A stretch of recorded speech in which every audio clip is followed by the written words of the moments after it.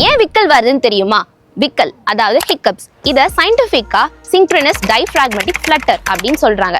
இது நம்ம பாடியில இருக்கிற டயப்ராம் மசில்ஸ் ஒரு கான்ஷியஸ் கண்ட்ரோல் இல்லாம மூவ் ஆகுறதுனால வோக்கல் கார்ட்ஸ் க்ளோஸ் ஆகி ஹிக் அப்படிங்கிற சவுண்ட் வருது. விக்கல் வரதுக்கு நிறைய எக்ஸ்டர்னல் ரீசன்ஸ் இருக்கு. ஃபர்ஸ்ட் என்ன அப்படின்னு பார்த்தீங்கன்னா, நம்ம வேகமா ஃபுட்டை சாப்பிடும்போது எக்ஸஸான ஏரை ஸ்வாலோ பண்றதுனால டயப்ராம் மசில்ஸ் டிஸ்டர்ப் ஆகி நமக்கு விக்கல் வரலாம்.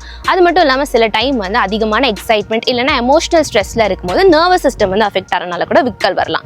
இல்லை அப்படின்னா கேஸ்ட்ரோ ஈசோஃபேகல் ரிஃப்ளெக்ஸால விக்கல் வரலாம் அப்படின்னு சொல்றாங்க. இல்லைன்னா அப்படின்னா ஹாட் அண்ட் ஸ்பைசி ஃபுட்டா நம்ம சாப்பிடும்போது சில பேருக்கு விக்கல் வரலாம். சில பேருக்கு எக்ஸ்டர்னல் டெம்பரேச்சர் சடனா சேஞ்ச் ஆகும்போது விக்கல் வரலாம் அப்படின்னு சொல்றாங்க. விக்கல் வந்துச்சு அப்படின்னா அதை ஸ்டாப் பண்றதுக்கு நிறைய டெக்னிக்ஸ் இருக்கு. அது என்ன அப்படின்னு சொல்லிட்டு பார்க்கலாம்.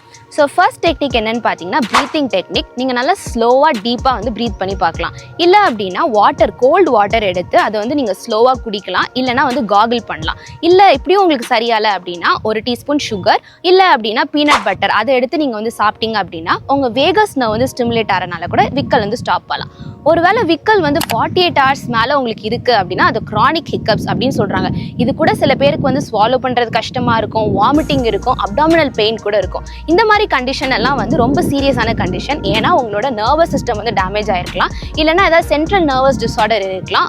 ஏதாவது கேஸ்ட்ரோ இன்டெஸ்டினல் இஷ்யூஸ் கண்டிப்பாக இருக்கலாம். இதுக்கு கண்டிப்பாக மெடிக்கல் அட்டென்ஷன் தேவை. உங்கள் டாக்டரை கண்டிப்பாக நீங்கள் போய் பார்க்கணும். இந்த மாதிரி யூஸ்ஃபுல்லான இன்ஃபர்மேஷனுக்கு மறக்காம மீடியாவை ஃபாலோ பண்ணுங்கள்.